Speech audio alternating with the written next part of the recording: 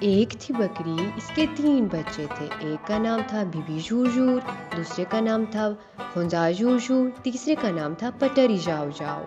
بکری روز سویرے گھاس کھانے جاتی تھی اور شام کو تنوں میں دودھ، کانوں میں پانی اور سینگوں میں تیل بھر کر واپس آتی۔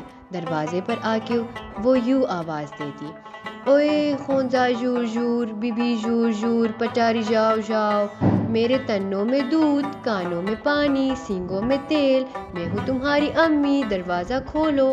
بچے یہ سن کر فوراً دروازہ کھولتے تھے اور بکری اندر آ جاتی، بچوں کو دودھ پلاتی، پانی سے ان کا منہ دھلاتی اور تیل ان کے سر پہ لگاتی۔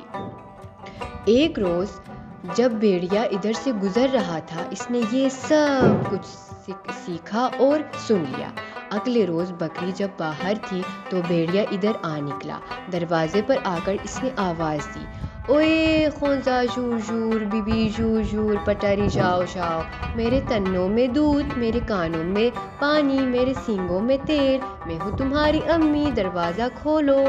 بچوں کو آواز عجیب سی لگی۔ انہوں نے دروازے کے در سے دیکھا کہ ان کی ماں کی بجائے ایک خوفناک بھیڑیا کھڑا ہے۔ انہوں نے اندر سے جواب دیا: تیرے کھڑے کھڑے کان، تیری لمبی لمبی دم، تیرا بڑا بڑا منہ، تو ہماری امی نہیں، تو ہمیں کھا جائے گا۔ یہ سن کر بھیڑیا دروازہ توڑ کر اندر گھس گیا اور خونزا جور جور اور بی بی جور جور کو فوراً نکل گیا، لیکن پٹری جاؤ جاؤ جو بہت چھوٹا تھا دروازے کے پیچھے چھپ گیا۔ تھوڑی دیر بعد بکری بھی آ گئی۔ اس نے آواز دی: اوئے خونزا جور جور، بی بی جور جور، پٹری جاؤ جاؤ، میرے تنوں میں دودھ، میرے کانوں میں پانی، میرے سینگوں میں تیل، میں تمہاری امی، دروازہ کھولو۔ دروازہ بڑی دیر سے کھلا۔ اندر گئی تو صرف پٹری جاؤ جاؤ نظر آئی۔ وہ خوف سے تھر تھر کانپ رہا تھا۔ بکری نے پوچھا کہ بی بی جور جور اور خونزا جور جور کدھر ہے؟ ایک کھڑے کانوں، لمبی دم اور بڑے منہ والا آیا تھا، ان دونوں کو نگل گیا۔ بکری سمجھ گئی کہ یہ ظالم بھیڑیے کے سوا کوئی اور نہیں ہو سکتا۔ وہ روتی ہوئی نکلی اور قاضی کے پاس پہنچی۔ قاضی نے سارا ماجرا سنا اور بھیڑیے کو بلایا۔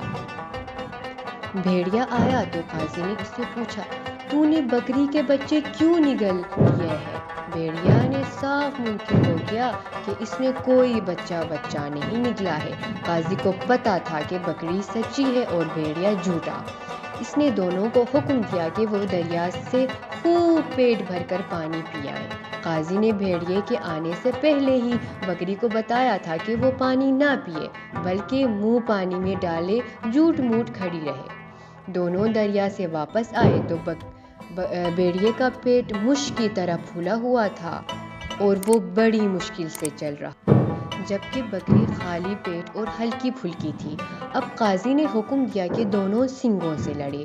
بکری کے تیز نوکیلے سینگ تھے، بھیڑیے کے بھلے ہی کتنے تیز دانت ہوں گے، اس کے پاس تو سینگ تھے ہی نہیں۔ لڑائی شروع ہوئی۔ بکری پیچھے ہٹی، پچھلے ٹانگوں پر اچھلی اور زور سے جا کے بھیڑیے کے پیٹ میں اپنے سینگوں کو مارا۔ دونوں بچے صحیح سلامت پیٹ سے نکل کر جا گرے۔ بکری قاضی کو دعائیں دیتی ہوئی بچوں کو لے کر اپنے گھر چلی گئی، جبکہ ظالم بھیڑیا تڑپ تڑپ کر وہیں مر گیا۔ تو ہمیں اس کہانی سے یہ سبق ملتا ہے کہ جیسے کرنی ویسے بھرنی۔